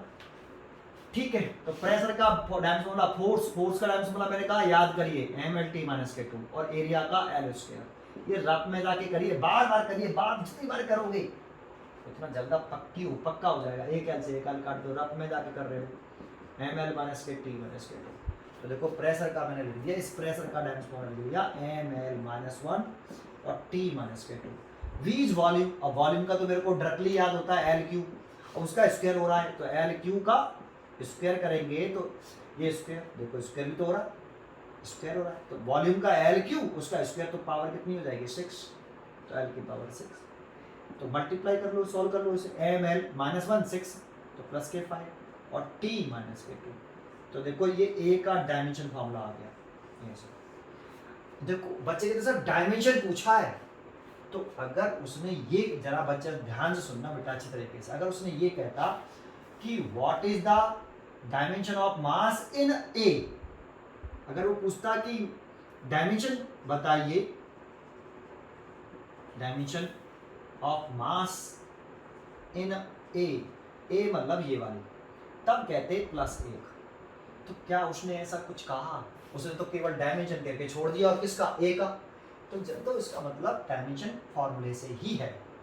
लेकिन अगर वो क्वेश्चन पूछता ना तो ऐसे पूछता, डायमेंशन ऑफ मास बताओ इन A, इस वाली A में मास की डायमेंशन +1, लेंथ की डायमेंशन A में, dimension of length in A, ये A कौन सा? ये वाला, इसमें कितनी है? +K5। तो ऐसा तो कुछ पूछा ही नहीं है उसने, तो हमें से डायमेंशन फॉर्मूला ही पूछा A का, तो ये लिख के छोड़ देंगे। अब इसकी यूनिट पूछ रहा है, तो यूनिट ऑफ A, अब ये m किसका होता है? मास की। मास की यूनिट क्या होती है? किलोग्राम। ये भी मैंने पीछे सिखाया है लेक्चर नंबर 3 में। L होता है डायमेंशन फॉर्मूला लेंथ का, उसकी यूनिट होती है मीटर, उसकी पावर 5। T टाइम की होती है, डायमेंशन फॉर्मूला सिंबल होता है T टाइम का, तो T का होता है सेकेंड, उसकी पावर -K2। तो A की यूनिट हो गई है, तो एक आंसर तो ये आ गया। दूसरा आंसर पूछ रहा है आपको B की भी पूछ रहा है, तो देखो आप जरा ध्यान से देखो, वॉल्यूम में से B को सब्ट्रैक्ट कर रहा है। अगर ये वॉल्यूम है तो ये भी वॉल्यूम होगा, क्योंकि वॉल्यूम में से केवल सब्ट्रैक्ट कर सकते हैं वॉल्यूम को, तो हम यहाँ लिख सकते हैं as volume can be subtracted only volume, therefore B represent volume. ये लाइन लिख देना, ये लाइन लिख के आप डायरेक्ट लिख देता हूं मैं नाउ देन, या सेकंड पार्ट कर रहे हैं हम, तो यहाँ लिख देंगे कि V is equal to V capital V is a volume dimensionally, लेकिन लाइन लिख के लिखना बेटा। अगर आप 11th में हो, मैं तो 11th के बेसिस पर ज़्यादा बिल्कुल डिटेल में पढ़ाता हूँ, है ना, तो कंपटीशन अपने आप बन जाता है। अगर आपको छोटी छोटी चीज़ें आती हैं, बड़ी चीज़ आती है तो उसे सॉर्ट करना हमारे हाथ में होता है, छोटी सी चीज़ आती है तो उसे बड़ा करना हमारे हाथ में नहीं होता। हमसे कहा गया 5 लाइन का लिखिए और आपने याद किया 2 लाइन, आपने सीखा ही 2 लाइन, और कह रहे 5 लाइन की चीज़ लिखी, तो आप उसे बड़ा नहीं कर सकते। लेकिन आपने 5 लाइन सीखी हैं तो छोटा करना हमारे हाथ में है कि हम उसमें से क्या उठाएं अकॉर्डिंग टू क्वेश्चन, ठीक है। तो B is equal to V dimensional, तो यहाँ से B का डायमेंशन फॉर्मूला देखें तो वॉल्यूम का होता है L क्यूब, तो ये B का डायमेंशन फॉर्मूला हो गया। अगर यूनिट पूछता है एंड यूनिट ऑफ V, तो L की लेंथ की होती है मीटर, उसकी पावर 3, तो इसकी यूनिट हो गई मीटर क्यूब। मैं समझता हूँ ये क्वेश्चन समझ में आया होगा। चलो नेक्स्ट क्वेश्चन देखते हैं। देखो मैंने दूसरा क्वेश्चन लिखा, अब देखो इसमें प्रिंसिपल ऑफ यूनिटी से सोचें तो इसमें कितनी टर्म्स हैं दोनों साइड में, बोथ साइड में, तो एक टर्म ये हो गया, एक टर्म ये हो गया और एक पूरा ये हो गया। तो according to principle of unity इसका डायमेंशन फॉर्मूला इसके बराबर, डायमेंशन फॉर्मूला इक्वल, इसका इक्वल, और इनका तो वैसे भी इक्वल क्योंकि ये बीच में प्लस लगा है, और प्लस लग रहा होता है तो ये दो सिमिलर क्वांटिटी है, जो क्वांटिटी ये है वही क्वांटिटी ये है, तो इन दोनों के डायमेंशन फॉर्मूले सेम। तो अकॉर्डिंग टू आप यहाँ लिख सकते हो according to principle of homogeneity. जानते हो जब भी आप लिखते हो दो क्वांटिटियों को अकॉर्डिंग टू, दो टर्म को, क्वांटिटी प्रिंसिपल ऑफ यूनिटी के अकॉर्डिंग, इसका डायमेंशन फॉर्मूला, इसका डायमेंशन फॉर्मूला, देखो इन दोनों के डायमेंशन फॉर्मूला सेम होंगे और इन दोनों के भी बराबर होंगे और इन दोनों के भी बराबर होंगे, है ना। तीनों के जितने भी टर्म होते हैं बोथ साइड में उन सबके डायमेंशन फॉर्मूले सेम होते हैं। तो आप उनको इक्वल करते हो तो इस बात का ध्यान रखो कि इक्वल करने के बाद ऐसे दो टर्मों को आप इक्वल करो जिसमें एक अननोन क्वांटिटी हो। देखो अगर मैं इसको और इसको इक्वल करता हूँ, मैंने इक्वल कर लिया ऐसे AT इज इक्वल टू, और मैं कर सकता हूँ, समझ में आया हो, तो इसमें कितने अननोन क्वांटिटी हैं, 3। A भी अननोन है, A का भी डायमेंशन फॉर्मूला निकालना है, A का निकालना है, B का निकालना है, C का निकालना है, तो A भी अननोन, A का भी नाम नहीं मालूम, B का भी नाम नहीं मालूम, C का भी नाम नहीं मालूम, तो इसमें 3 अननोन क्वांटिटीज हैं। मैं कह रहा हूँ कि केवल एक अननोन क्वांटिटी हो तभी हम डायमेंशन फॉर्मूला निकाल सकते हैं। तो जरा सोचो, अगर इनको इक्वल करने से कोई फायदा ही नहीं हो रहा, लेकिन अगर मैं इसको और इसको इक्वल करूं according to principle of unity, equation में कोई भी इक्वेशन दे रखी होती है उसमें बोथ साइड में जितने भी टर्म होते हैं उन सब के डायमेंशन फॉर्मूले सेम होते हैं। इस प्रिंसिपल का यूज कर रहा हूं, तो इसका अगर मैं इक्वल कर लूं तो वेलोसिटी जानकारी है v के बारे में, तो इसका डायमेंशन फॉर्मूला मैं निकाल सकता हूं, t टाइम इसका भी डायमेंशन फॉर्मूला निकाल सकता हूं, a ही अननोन हो गया, a अननोन हो गया। देखो इस इक्वेशन की हेल्प से ABC का डायमेंशन फॉर्मूला निकालना है, अपनी तरफ से मत निकाल लेना, ठीक है, ठीक है। तो फर्स्ट लिख लेते हैं इसमें कि V is equal to AT, आगे लिख दो, ये डायमेंशनली इक्वल हैं, न्यूमेरिकली इक्वल नहीं होते, ये डायमेंशनली इक्वल होते तो डायमेंशनली लिख दो। अब A का निकालना है तो A इज इक्वल टू हो गया V/T। अब वेलोसिटी का हमें मालूम होता है LT-1, T का हमें मालूम होता है T।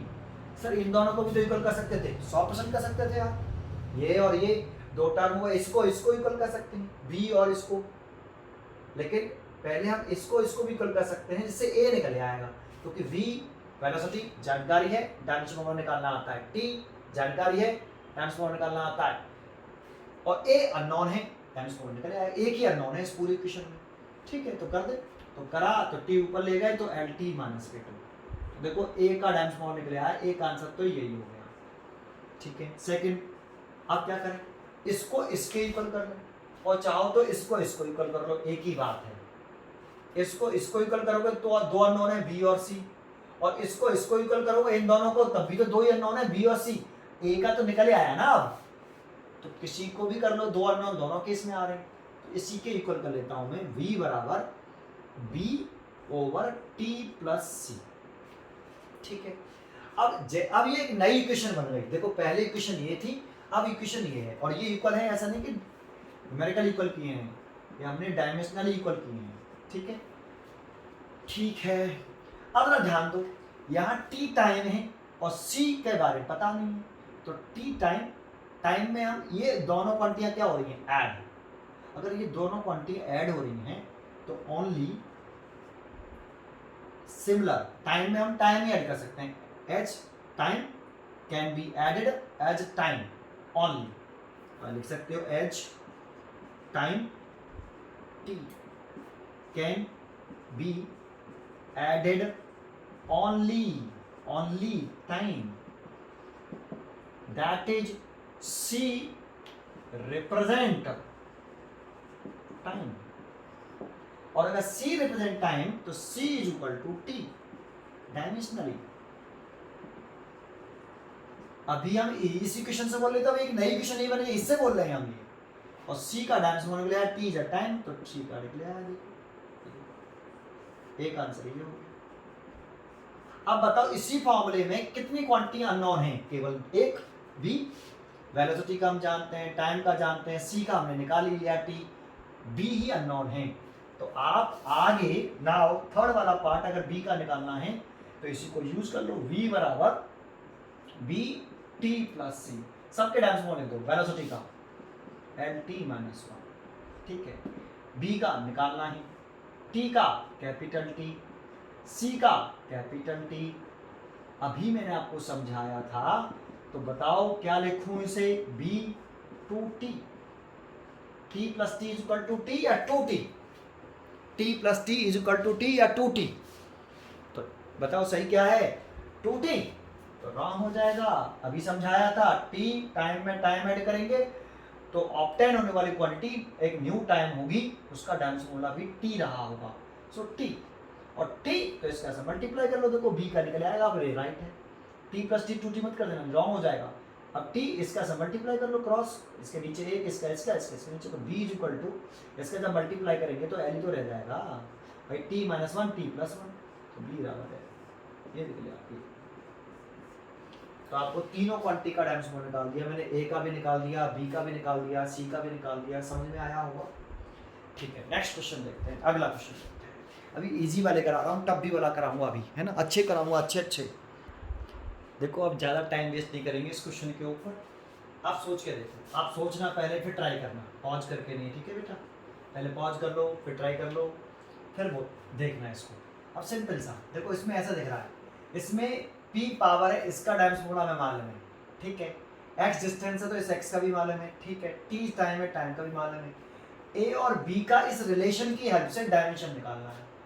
अब जब सोच रहे हैं कैसे करें, अगर इसमें हम इन दोनों को इक्वल करते हैं तो b और a दो अननोन हो जाएंगे, ये इक्वल तो वैसे ही है, अगर सबका डायमेंशन हम सीधा पुट कर दें, सीधा ऐसे p का लिख दें, पावर का डायमेंशन लिख दें, x का लिख दें, t का लिख दें, तो कितनी अननोन है, दो, एक a और एक b, बड़ी प्रॉब्लम सॉल्व ही नहीं होगा, एक ही अननोन होता है तभी सॉल्व होता है। लेकिन एक बताओ b और x स्क्वायर के बीच में क्या लग रहा है, माइनस, और x क्या है, डिस्टेंस है, तो जिन दो क्वांटिटियों के बीच में कभी भी माइनस साइन लग रहा होता है तो वो डायमेंशनली इक्वल होती हैं, प्लस लगा तो डायमेंशनली इक्वल होती हैं। तो यहाँ h x square can be subtracted, या x स्क्वायर में से आप सीधा सीधा लिख देते हैं यार, अकॉर्डिंग टू, या ओनली ये लिख दो, only like quantity can be subtracted only. तो इसका मतलब ये क्वांटिटी और ये क्वांटिटी लाइक है, सिमिलर है, और सिमिलर है तो उनके डायमेंशन होने सेम होंगे, तो b का और x स्क्वायर का डायमेंशन होना सेम होगा। तो ये इक्वल किया है हमने डायमेंशनली, न्यूमेरिकली इक्वल नहीं कर रहे, खत्म। b x का कितना, x क्या है आपका l, डिस्टेंस का l, उसका स्क्वायर, तो b, देखो b का डायमेंशन होना गया, एक आंसर तो यही हो गया, फर्स्ट पार्ट सिंपल। दूसरा, अब देखो, अब पूरे को अगर इक्वल कर दें तो एक ही अननोन है हमारे पास, a, तो सीधा पूरा लिख लो यार, b minus X square divided by 80, power, रट में जाओ, पावर का फॉर्मूला लिखो, power is equal to work by time. Work का ये पावर का सिंबल P, पावर बोल रहा है यहाँ पे, प्रेशर नहीं बोल रहा, P is a power, question में गिवन होगा वर्क, वर्क का टाइम्स फॉर्मूला डायरेक्टली याद होना चाहिए, M L square T minus के 2, टाइम का T ऊपर ले जाएं तो M L square T minus के 3, फिर पावर का हो गया तो इसका डायरेक्ट लिख दो M L square T minus के 3। बी का पूछ रहा है तो बी का तो पूछा, एक्स, एक्स का कितना है, एक्स डिस्टेंस है, और डिस्टेंस का स्क्वायर हो रहा है तो एल का स्क्वायर, और बी का भी कितना है, एल स्क्वायर, सॉरी बी का भी एल स्क्वायर है, माइनस डिवाइड बाई ए पता नहीं है और टी का टी है, मल्टीप्लाई लगाओ, ए का पता नहीं। अब सॉल्व कर लो इसको, M L square T minus के 3, चेक कर लेता हूँ, एल स्क्वायर में से एल स्क्वायर घटाएंगे तो L square minus L square घटाया तो 0, करेक्ट या रॉन्ग, चेक करो, कभी समझाया था तो ये wrong, L square minus L square is equal to क्या, एल स्क्वायर, अभी समझाया था, एल स्क्वायर और ये ए और ये टी, इसका से मल्टीप्लाई करो, ए को नीचे ऊपर ले आओ और टी इस पूरे टर्म को नीचे ले आओ, ए को ऊपर ले आओ, तो ए तो हम ऊपर ले आए, ये एल स्क्वायर ही है, और नीचे ले आए हम M L square T minus के 3 और ये टी, ऐसे खत्म। एम पहले लिखते हैं तो एम ऊपर ले गए तो -1 है ना, एल स्क्वायर से एल स्क्वायर तो कट गया, खत्म, टी की पावर माइनस के 2 बची, ऊपर ले गए तो प्लस के 2, ऐसे चाहो तो आप ऐसे ऐसे लिख सकते हो, एम -1 एल की पावर 0 टी की पावर 2, या ऐसे ही देख लेना, ये ए का डायमेंशन होगा, समझ में आया, ठीक है। नेक्स्ट क्वेश्चन देखते हैं, पहले उससे पहले कुछ समझाऊंगा फिर नेक्स्ट क्वेश्चन। तो देखो अब नेक्स्ट क्वेश्चन कर रहे हैं अच्छे लेवल के, लेकिन उससे पहले एक पॉइंट सुनो बेटा, इंपॉर्टेंट पॉइंट है ना, ध्यान सुनना, कंसेप्ट के अच्छे क्वेश्चन करने के लिए, अच्छे लेवल के। पहला, ऑल नंबर्स जो होते हैं जैसे 1 है, 2 है, 3 है, 4 है, etc, जो प्योर नंबर होते हैं, pure number, all pure number, या होल नंबर भी कह सकते हो, प्योर नंबर कह सकते हो, 1 2 3 4 5 etc, ये डायमेंशन लेस होते हैं, ये हम पीछे भी बता चुके हैं आपको, नंबर्स का कोई डायमेंशन फॉर्मूला नहीं होता, ठीक है। दूसरा, अब पाई है, पाई स्क्वायर है ना, ये भी एक नंबर है, पाई एक नंबर है, पाई स्क्वायर का स्क्वायर कर देंगे वो भी एक नंबर है, ये भी डायमेंशन लेस होता है। अच्छा, जो दो सिमिलर क्वांटिटियों का रेशियो होती है ना, वो भी डायमेंशन लेस होती है। जैसे कुछ फिजिकल क्वांटिटी के नाम लिख रहा हूँ जो डायमेंशन लेस थी, एक एंगल, ये डायमेंशन लेस थी, इसका फॉर्मूला याद हो आपको, आर्क बाई रेडियस। अब आर्क और रेडियस ये भी एक डिस्टेंस है, ये भी एक डिस्टेंस है, तो इसका डायमेंशन फॉर्मूला भी एल और इसका भी एल, तो एल से एल कट गया एक, लेकिन 1 नहीं लिखते, आपको याद हो बताया था पीछे, m0 l0 t0, किसी की पावर 0 उसकी वैल्यू 1 होती है, तो आप इसे 1 भी लिख सकते हैं, लेकिन डायमेंशन फॉर्मूले में लिखते हैं तो ये लिखते हैं, और इसकी जो पावर्स होती हैं उसको तो हम डायमेंशन बोलते थे, ये डायमेंशन, और इनकी सबकी डायमेंशन 0 है, तो ये एंगल एक डायमेंशन लेस क्वांटिटी हुई, डायमेंशन लेस। ऐसी इसमें एक है, दो सिमिलर क्वांटिटी जैसे स्ट्रेन,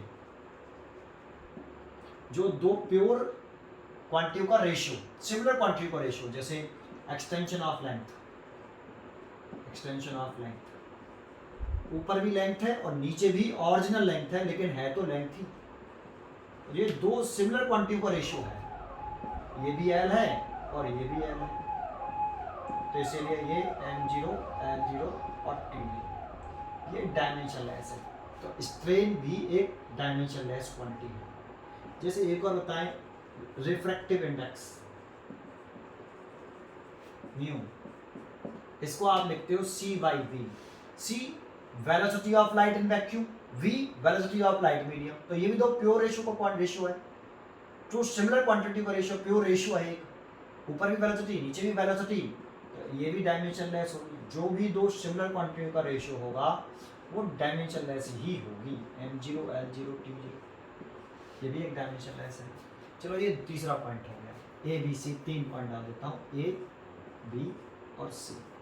फोर्थ, ये सबसे इंपॉर्टेंट है, जो ट्रिग्नोमेट्री रेशियो होते हैं ना, ट्रिग्नोमेट्री रेशियो, कोई से भी sine theta, cos theta, tan theta और एनी ईटीसी, ये सब डायमेंशन लेस होते हैं, डायमेंशन लेस, इनका कोई डायमेंशन फॉर्मूला नहीं होता। दैट मीन्स इनकी जगह पर हम m0 L0 अगर का डायमेंशन लिखना हो तो ये लिख सकते हैं, इसकी वैल्यू का। अब इसमें एक पॉइंट बताता हूँ, साइन, एक बार तो इस जगह पर आप लिखते क्या हो, जैसे ये इसके जगह पर यहाँ क्या लिखते हो, यहाँ पर हमेशा एंगल लिखा जाता है, और एंगल कैसा है, डायमेंशन लेस है, एंगल डायमेंशन लेस है। तो देखो ये पूरा की पूरा यहाँ जो भी ब्रैकेट में लिखा हो, कुछ भी इस साइन के बाद जो कुछ भी ब्रैकेट में लिखा होता है वो एक एंगल होता है, और एंगल डायमेंशन लगता है। कुछ भी लिख रहा हो, कुछ भी लिख रहा हो, एंगल ही होगा, और एंगल होगा तो डायमेंशन लेस होगा, ठीक है। तो एक बात समझो, ये पूरा ट्रिग्नोमेट्री रेशियो, ये पूरा की पूरा डायमेंशन लेस होता है, ऐसे याद रखना है, ये पूरा की पूरा डायमेंशन लेस।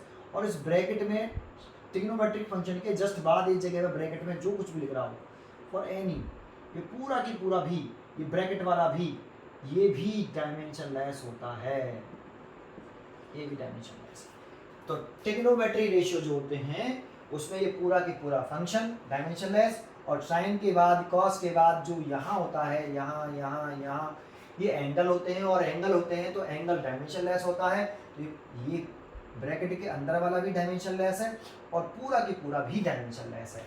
ये वेरी मोस्ट इंपॉर्टेंट। और पांचवा पॉइंट बताऊँ, ये बोलते हैं exponential function, exponential function, exponential function, E की पावर वाले, ई की पावर कुछ भी, जैसे ई की पावर आप लिख लो 2, ऐसे ई की पावर 4, कुछ भी लिख दो, अल्फा टी, कुछ भी, है ना।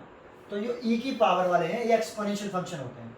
तो देखो पूरा की पूरा ये डायमेंशन लेस होता है, और इसकी जो पावर होती है ना, पावर, वो भी डायमेंशन लेस होती है ना, वो भी डायमेंशन लेस, पूरी की पूरी क्वांटिटी डायमेंशन लेस, और जो पावर है उसको भी डायमेंशन लेस मानते हैं, ठीक है, एक्सपोनेंशियल फंक्शन में। ऐसे लॉगरिथम फंक्शन में, जो लॉगरिथम फंक्शन है, लॉग वाले होते हैं, ये ब्रैकेट में ये पूरा की पूरा डायमेंशन लेस, और जो ब्रैकेट में लिख रहा है वो भी डायमेंशन लेस। ये 3 पॉइंट चलो, 1, 2 और 3, खासकर ये 2 सबसे ज़्यादा यूज होते हैं, और ये सारे पॉइंट कौन कौन सी चीज़ डायमेंशन लेस होती है, अगर ये समझिए तो बस आगे बढ़ते हैं। फिर इसके ऊपर क्वेश्चन कैसा आता है, देखो मैंने एक क्वेश्चन लिख लिया है। In the equation y is equal to a sin omega t minus K X, ये इक्वेशन गिवन है आपको। Obtain the dimensional formula omega and K, तो ओमेगा का नेम नहीं बताया, के का नाम भी नहीं बताया कि ओमेगा क्या है, के क्या है। जब यही नेम ही नहीं बताओगे तो उसका बेसिक फार्मूला कैसे लिखोगे, और बेसिक फार्मूला ही नहीं लिख पाओगे तो डायमेंशनल फार्मूला कैसे निकालोगे। लेकिन फिर भी ओमेगा और के का डायमेंशनल फार्मूला पूछ रहा है इस इक्वेशन की हेल्प से। आपको इस इक्वेशन की हेल्प से ओमेगा और के का डायमेंशन फार्मूला निकालना है, और गिवन क्या है, x, दैट मींस जो x लिख रहा है ये डिस्टेंस है, और t टाइम, बस इतना ही दे रखा है, और कह रहा है कि इसे सॉल्व करो। तो जरा समझो सॉल्यूशन कैसे करेंगे। तो y बराबर, पहले इक्वेशन लिख लेते हैं कि y बराबर क्या है, a sin omega t minus K x. अभी जैसे मैंने बताया कि कोई भी ट्रिग्नोमेट्री रेशियो ब्रैकेट में, ये तो यहाँ जो ब्रैकेट में लिखा होता है वो हमेशा एंगल होता है, और एंगल कैसा होता है, डायमेंशन लेस, और ये पूरा भी कैसा होता है, डायमेंशन लेस। तो बस इसी का यूज करना है। तो वी नो दैट, आपको लिख देना है बस केवल ऐसे कि sine omega T minus K X, ये पूरा कैसा है, डायमेंशन लेस है, ये पूरा पूरा डायमेंशन लेस है, ये पूरा की पूरा जो होता है वो डायमेंशन लेस होता है। एक तो ये लिखना है। एंड जो ब्रैकेट में होता है ना साइन के ट्रिग्नोमेट्री के बाद, ये वाला जो ब्रैकेट में होता है वो एक एंगल होता है, और एंगल कैसा होता है, डायमेंशन लेस। तो ये पूरा जो ब्रैकेट वाला हिस्सा है वो भी डायमेंशन लेस होता है। And omega T minus K x भी कैसा होगा, डायमेंशन लेस होगा, है ना। अब देखो ये एक इक्वेशन बन गई, ये मैंने डायमेंशन लेस क्यों लिखी समझ में आया।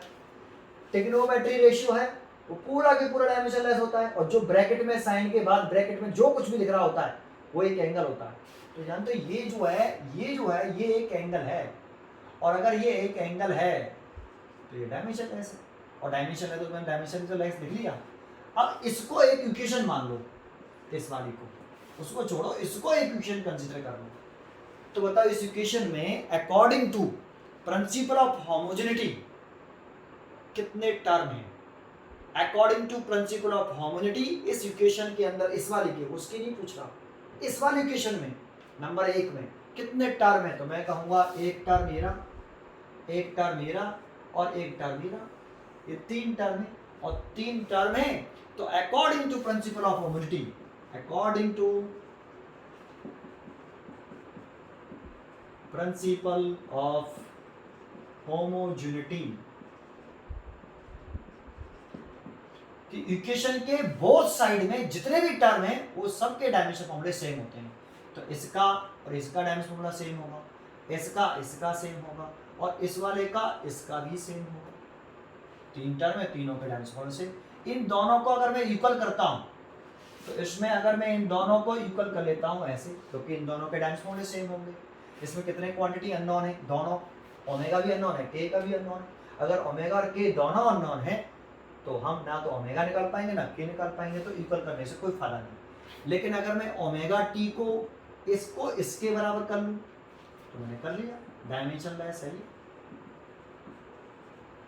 प्रिंसिपल ऑफ होमोजेनिटी के अकॉर्डिंग। एक अब यहां से ओमेगा निकाल लूं तो omega is equal to dimensionless divided by T. और डायमेंशन लेस की जगह पर लिख सकते हैं m0 l0 t0, और t की टाइम है, टाइम का डायमेंशन होगा t। इसकी वैल्यू लिख सकते हैं 1, तो 1 और नीचे लिख लिया t, ऊपर ले आए तो t माइनस 1। तो देखो ओमेगा का डायमेंशन होना निकल आया। अब इन दोनों को इक्वल कर लोगे तो चलेगा, क्योंकि ओमेगा निकले आया, t का भी पता है, k का पूछ रहा है x का, तो यहाँ से निकाल सकते हो, या इन दोनों को इक्वल कर लो। तो आप यहाँ से भी निकाल सकते हो, या सेकंड पार्ट kx को डायमेंशन लेस के इक्वल कर सकते हो। kx इज इक्वल टू, ये किससे कर रहे हैं इक्वल, समझ में आ रहा है? प्रिंसिपल ऑफ होमोजेनिटी से। किसी भी इक्वेशन में तो आप इस पूरी को इक्वेशन मानिए, किसी भी इक्वेशन में बोथ साइड में जितने भी टर्म्स होते हैं, ऑल टर्म्स, उन सबके डायमेंशन फॉर्मूले सेम होते हैं। तो ये एक टर्म, 2 टर्म, तीसरा टर्म, इन सबके डायमेंशन फॉर्मूले सेम होंगे। तो डायमेंशन फॉर्मूले सेम कर रहे हैं, इक्वल करते हैं, डायमेंशनली करते हैं। हमने इक्वल किया है, डायमेंशनली किया है। तो यहाँ से k का निकाल रहे हैं तो k इज इक्वल टू, फिर लिख लें dimension less divide by x, और डायमेंशन लेस का तो मैं 1 ले देता हूँ सीधा, अभी बताया था, और x डिस्टेंस है तो उसका l, तो ऊपर ले जाएंगे तो l माइनस 1। आप चाहते तो सर आपने ये इक्वल क्यों नहीं किया, नहीं कर ले, ओमेगा का t माइनस 1, t का t, k का पूछ रहा है, और x का l। तो देखो ये कितना हो जाएगा, t की पावर 0, दैट मीन्स 1। तो हो गया ना डायमेंशन लेस वाला side, is equal to k, और ये l, और k का तुम यहाँ से निकालोगे तो l माइनस 1 तो आएगा, तो सेम तो आ रहा है। ठीक है, शुरुआत में ही सर इक्वल कर लेते, अगर शुरुआत में ही इक्वल कर लेते ओमेगा टी और के एक्स को, तो ना तो ओमेगा का मालूम ना के का मालूम। हाँ रेशियो पूछता तो निकल आता कि ओमेगा बाई के का रेशियो का डायमेंशन फॉर्मूला होता हो, इस पूरे रेशियो का डायमेंशन फॉर्मूला होता हो, dimension formula of ratio omega by के, तो निकाल सकते थे x बाई टी। एक्स का कितना हो जाता है l, और टाइम का हो जाता है t, तो डायमेंशन फॉर्मूला निकल आता है एल टी माइनस 1। ये ओमेगा का नहीं है, के का नहीं है, ये इस रेशियो का डायमेंशन फॉर्मूला है एल टी माइनस 1। तो रेशियो का निकाल सकते थे, लेकिन इंडिविजुअली ओमेगा और के का निकालना है तो हम ऐसे निकालेंगे। समझ में आया? ये क्वेश्चन समझ में आया ना बेटा? ठीक है, सेकंड क्वेश्चन देखते हैं। देखो क्वेश्चन लिख लिया है, power delivered by force is given by the relation. एक रिलेशन दे रखा है यहाँ, पी पावर है, अल्फा बीटा के पता नहीं नेम क्या है, ई एक्सपोनेंशियल फंक्शन हो गया, बीटा का नेम पता नहीं, टी टाइम बता रहा है, find the dimensional formula of alpha beta. अगर इस पूरी क्वेश्चन को देखें तो इसमें कितने टर्म अननोन हैं, तो 2, एक अल्फा और बीटा। तो पूरी क्वेश्चन में अगर हम डायमेंशनल फॉर्मूला पावर का लिख दें जो लिख सकते हैं, टी का लिख दें तो जो लिख सकते हैं, लेकिन 2 अननोन क्वांटिटी सॉल्व नहीं होगा, है ना। तो हमें एक पॉइंट याद हो कि e की पावर जो कुछ भी होती है, ये एक्सपोनेंशियल फंक्शन, ये पूरा की पूरा कैसा, डायमेंशनलेस। ये पूरा की पूरा कैसा होता है, डायमेंशनलेस होता है ना। देख लें पहले, हाँ चल रहा है, डायमेंशन लेस होता है। तो यहाँ कैमरा देख रहा था चल रहा है क्या नहीं, क्योंकि चालू किया क्या नहीं क्वेश्चन देखने के बाद। ये ऐसे ये पूरा के पूरा डायमेंशन होता है, जो पावर होती है वो भी डायमेंशन लेस होती है। तो इसमें अगर ऐसा है तो सबसे पहले देखो इसको आप लैंग्वेज में लिखो, सॉल्यूशन जो आप जानते हो लिखो, e की पावर वी नो दैट